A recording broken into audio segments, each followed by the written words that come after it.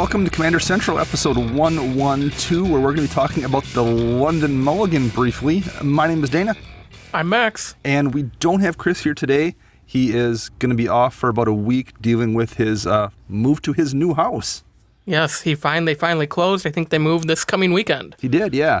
So this is going to be just a short show talking about the London Mulligan in between Chris being gone, and we still had some things to catch up on after being gone for Kansas City, and I have a work trip coming up next week, so things have been kind of crazy here at the home front. We'll do a short one for this Thursday show, and we will absolutely be back next Thursday with the usual deck tech routine.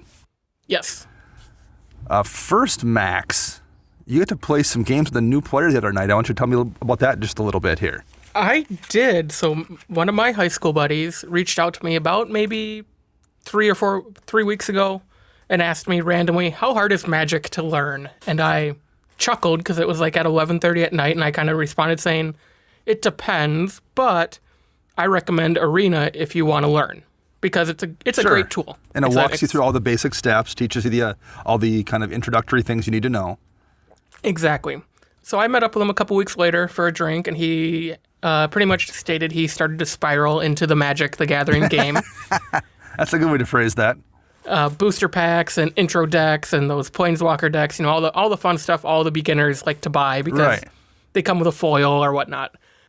And then we started explaining Commander to him at that night, and he got really interested, and he's like, well, I might have to come check it out one night at the shop. So last night, or this week, he came in, met up with me, and I let him play my Jamocha deck because he does have a basic understanding of the game. I figured that'd be a very easy deck to learn. It's pretty much one spell per turn. Everything flies. Right. Really user-friendly for a beginner. And why is it when other people play my decks, does it pop they off? work better? So, yes, he got a really good win with my Jamocha deck. I was playing my Regnan Krav deck because it was probably my next slowest deck to use against him. And then my buddy Austin was playing his Gyrus Walker of Corpses deck that we talked about quite a handful of episodes ago. But he had a lot of fun, was super interested, and he said, okay, well, I brought all my cards. Can you look through them and help me build a commander deck? Nice. And I'm thinking in my head, all your cards, and comparing it to what I would say. Well, like, sure. I would never hand everybody my cards. And here it is. It's like 2 Fat Pat boxes. Yeah. And maybe like a little, like those extra large closed captured cases that Card Kingdom sends you when you order like 400 cards. Right. It's like 2 of those and 2 Fat Pat boxes. So I'm going to go through them probably tomorrow and go through his cards, look what he has. It's mostly all Ravnica, Core 19 to Ravnica is all he has. Nice.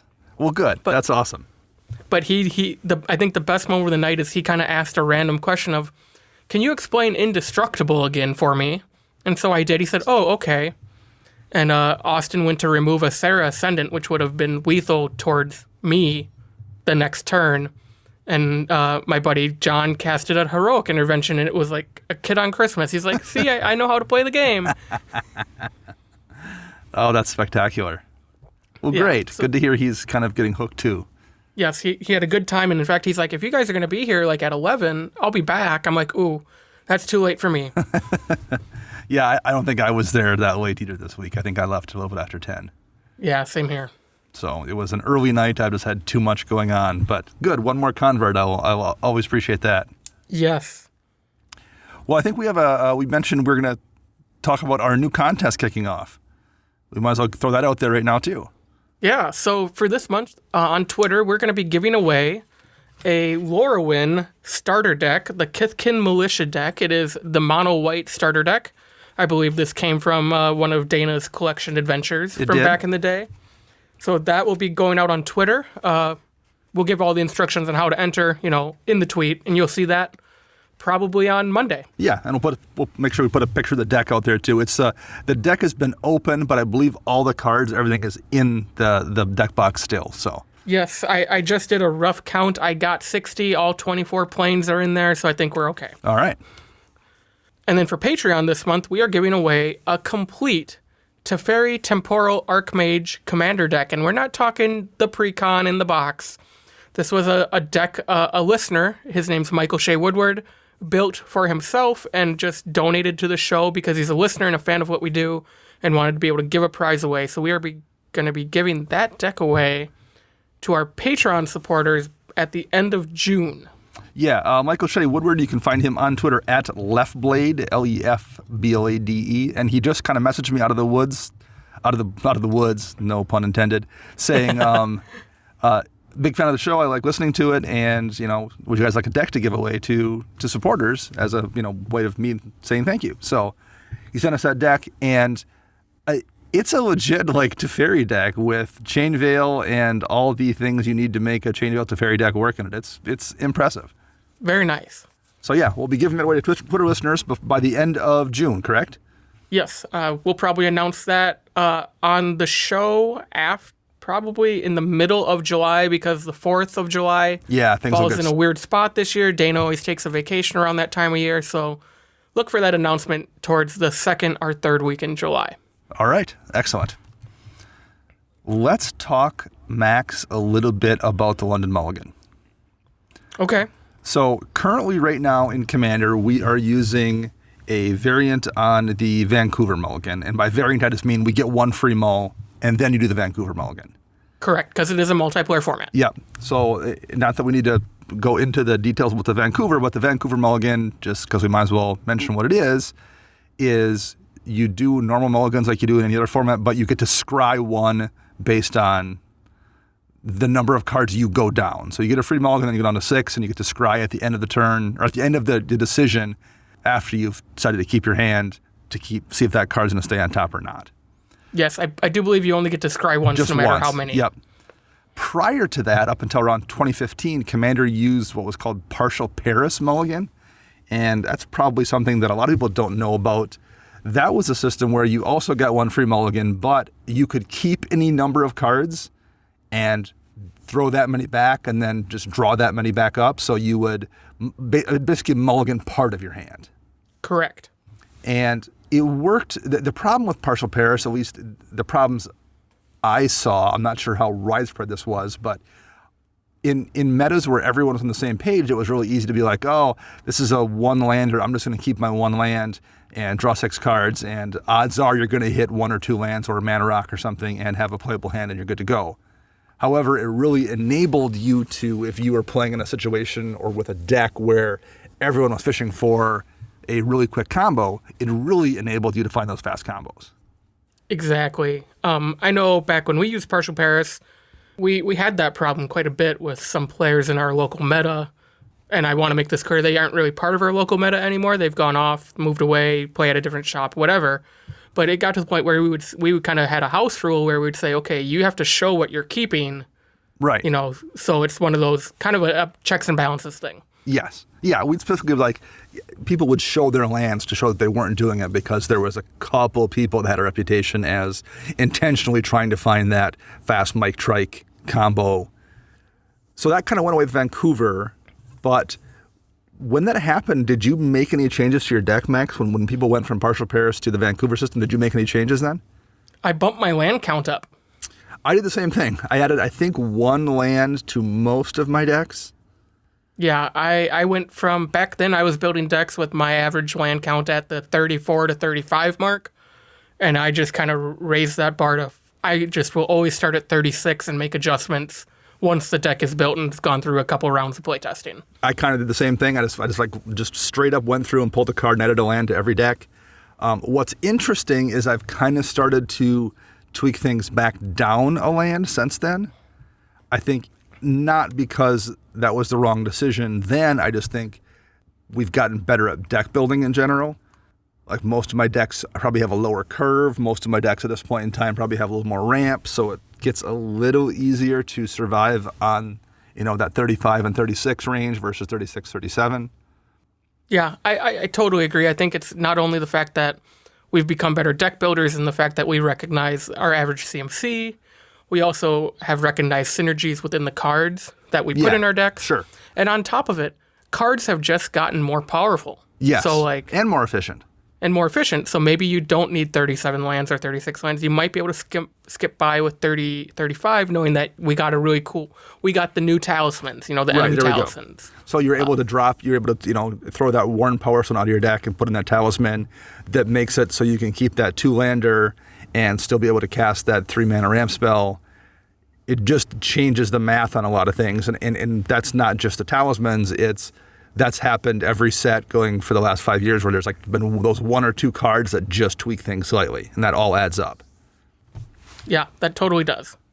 So, after having gotten used to that Vancouver Mulligan and tweaking our decks up in terms of lands to compensate for the partial Paris being gone, and now tweaking them back down as decks have evolved, we now find ourselves in the throes of getting a brand new, different mulligan system. In this case, the London Mulligan. Why don't you explain that here briefly, Max? Yes, so the London Mulligan, it's named after the fact that Wizards tested this back at Magic Fest London earlier this year. So essentially what happens is you draw your opening 7, you don't like it. Now this is a multiplayer format, so I'm sure we get the free mulligan right away. Yep. If you don't like that free mulligan, I'm guessing will follow what the constructed formats do, is you'll shuffle those 7 right back into your deck. Yes. You'll draw a new 7, and let's say you like that 7, but since you mulliganed, this is technically you're going down to 6. You take one of those 7 and put it on the bottom of your deck. So you're still dropping down, but basically instead of the scry, you're getting to choose which card you want to mulligan away, basically. And then the number of cards you put on the bottom of your library is equal to the amount of mulligans you've taken. So if you need to mull to 5, you put 2 down. You mull to 4, you put 3 down. So what are your thoughts on this as a mulligan? So initially, when this was announced earlier this year, I think everybody was like, oh, this is going to be really broken for Commander. Sure. In particular, because some commanders care about the bottom of your library, Grenzo in particular. Grenzo being the big one. But then, they tested it. They said, cool, testing went great. We'll see what happens. We just kind of went with the status quo, and then they finally announced it as official for all constructed formats. The Rules Advisory Committee said, yep, we're going to adopt it for Commander. The uproar happened again, I guess. But really, I think it's a great mulligan system. I've been practicing with it in preparation for this show for the last about week and a half at home, playtesting my decks. I've been doing the London Mulligan, and I like it a lot more than the variant on the Vancouver. Yeah. The first thing I'll say about it is I mentioned earlier the problem, such as it is with the partial Paris back in the day, was it was easy to try to hit that 2-card combo you want because you see one half. Okay, cool. I'm gonna set this one aside and go down and dig 6 more to see if I can find the second half of the combo. This eliminates that to a degree. I mean, you can still try to fish for the combo, but you can't keep, if you see one of those cards, you can't keep that card and try to mull to the second half. You would have to pitch your whole hand and hope you hit both. Correct. So it kind of eliminates that, but I think it makes it easier for players who just had bad luck and got a 1-lander and then got a second 1-lander. It just makes it easier for them to hit a playable hand. Yep. Because sometimes that's all you care about. Like, all you care about is having 2 lands and a mana rock, and everything else is incidental. You're just like, I'll figure out as I go. This does get around that in a lot of ways because it gives you, an extra chance or 2 to get a playable amount of lands. The problem you have with a standard mulligan system, even with the scry, is, you want 2 lands and a rock or 3 lands or something to play with, but once you drop to 6, that reduces your chance of getting that. And once it drops to 5, it reduces your chance of getting that. In this case, you still have that chance to hit it every time. You're just forced to throw away gas.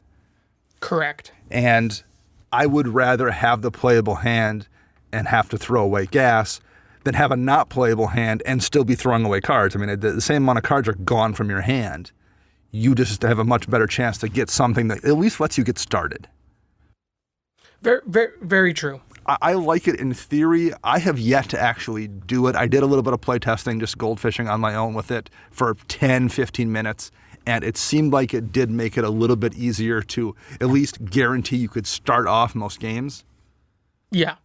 And this is a casual format. That's what Commander really is. And if this mulligan helps us just play Magic, this is perfect. I tend to think so too. Like I said, I've been doing this at home for about a week, and I've found some really distinct differences in how I will mulligan with all of my decks using the London Mulligan rule. How so? Okay, so if I'm playing a slower deck like Jermoka or Regna and Krav, I will probably be hesitant to take that initial down to 6 mulligan. I'll take my free one if I need it, but knowing that both of those decks, specifically Jermoka, don't have a lot of draw, I need to be really careful with the fact that I'm dropping to 6 or I'm dropping to 5 because I don't have very efficient ways to get my hand back up to 6 or 7 cards by turn 4 or 5. Right. So I think I'm going to still play it loosey-goosey, essentially saying, hey, I'm going to just keep this hand that has two lands on it in a mana rock and hope I draw more by turn 4. That makes sense. The inverse would be something like Brago or Tuvasa, where both of those, Tuvasa specifically, I just need all 3 colors of mana and an enchantment of some sort, and that deck is on its way.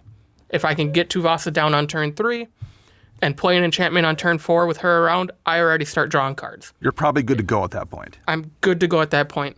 Brago, very similar. It's blue-white.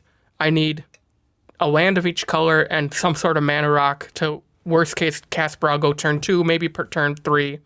So it's not really that I'm looking for combo pieces. I'm just looking to make sure I get Brago out as early as possible, like I would with the Vancouver Mulligan, but now I get to pick what 6 cards I have or what 5 cards I have. So I can be more aggressive with the faster decks that revolve more around my commander and maybe mulligan a little harder, knowing that if I can get, a Tundra, a Hallowed Fountain, and a Grim Monolith, I'm good to go. Now, do you think this opens up opportunities kind of the opposite way that Vancouver did, where you felt you needed to add 1 more land or so? Do you think this makes it easier to run with maybe 1 less? I think it depends on the deck. Tuvasa, I am seriously considering going from 36 to 35 lands. Okay. That deck started at 37 because it's 3 color, and my only ramp in it was like enchantment ramp, like a wild growth. But knowing that I only need 3 colors and an enchantment, I think I can go down to 35 lands and put in like an exploration or a burgeoning or a smothering tithe into the deck that just fuels my overall game plan. Same with Brago, that deck is already running 35 lands. I think that might be on the edge of where I want to sit. Sure. But I think my slower decks, I still want to stay in that 36 spot. Just because, especially like I said in Jermoka, I don't have ways to draw cards. Yeah, that's kind of been my thought as well. I don't think, like my decks where I'm already running a lower amount of mana, whether it's 35 or I think my Edric deck is at 32. Decks where I'm already at a low amount, I don't think I want to lower them at all. But I have a couple where I think one that's still at 38 and one that's still at 37. And I think those I can probably get away with dropping 1 much more safer than I felt comfortable with doing so with the Vancouver Mulligan. Yeah. So yeah, I don't think it's a all over. Every one of your decks can get away with less lands, but I think some of them can. I think some of mine can. So that's I'll make that tweak to a couple of decks. Yeah. I also I've been thinking about it because I've mentioned I want to build that Cranko Tin Street Kingpin deck. Yep. Decks where you are pretty susceptible to board wipes, whether it's mono red goblins or mono white soldiers or whatever. Both of those colors don't have really great draw. Red has much better draw than white in comparison, but overall they don't have great draw. I think that's where you really need to analyze, okay, if I mull to 5 and a board wipe happens on turn 4 and I have 2 cards in hand, what am I going to do? Right. I think that's a big thing, and that can be said now with the Vancouver, but I think it's just more prominent because you are actively making that decision to say, yep, I'm only going to keep 5 cards. Right. And these are the 2 that I can get away with putting on the bottom of my library. I think that I'm kind of with you with all of those things. It's kind of my same thought as well. I have one question for you. Yeah. Does the shift to the London make you want to run more shuffle effects? Because let's say you mull to 6 and you put that True Conviction on the bottom of your library. Right. unless you can shuffle that shuffle your deck somehow, that's going to sit there the card's forever. just gone, essentially. Unless you can tutor it or Right. something like that. So does this actually, will we see a trend in shuffle effects in commander decks because of this mulligan? I don't think so. I just don't know if running a shuffle effect specifically for that one narrow situation where a great card gets put in the bottom is worth changing your deck's makeup. I guess it depends on what it costs you.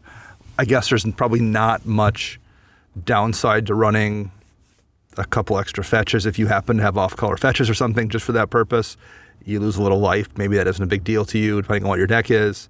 I just don't think it's worth messing with deck chemistry, because it's also one of those things to get enough shuffle effects. Like, okay, sure, your True Conviction, that's a win condition, is in the bottom of your library, but how many shuffle effects do you need to have in your deck to consistently hit them often enough to deal with that problem? Like, okay, so you're going to add, I'm not even sure what card is popping into my head. Mad Blind Mountain is a land that lets you shuffle your library. So, okay, you're going to run Mad Blind Mountain in your Boros deck so you can deal with the fact that True Conviction might wind up on the bottom. But how often are you actually going to see Mad Blind Mountain in the average game? 1 in every 7 games or something? So you've added a land that comes into play tapped just in case you have it out, while simultaneously having gotten your valuable card put to the bottom via mulligan. I think there's just too many things that would have to happen at the same time that won't ever happen at the same time.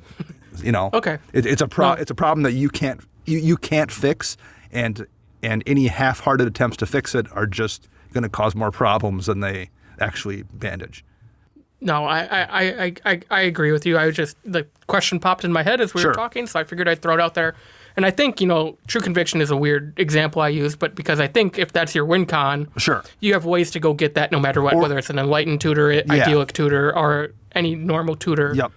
You have ways to go get that card if you really need it. Yeah, if it's something, if that one card is the one way you can rely on winning it, you probably have ways to fetch it out of your library, odds are. Right. So, all right. I think that is all we're going to talk about for the old London Mulligan on this show. We'll be back with our usual show on Monday. Thanks for editor Ken Petto. You can find him on Twitter at LOAD3R. Our podcast theme is Retro Future Dirty by Kevin MacLeod, licensed via Creative Commons. You can find me on Twitter at Dana Roach. You can find Max on Twitter at CMDRCentral_Max. And you can find Chris at WiseSquishy1. We'll be back on Monday. And until then, I'm Dana. And I'm Max.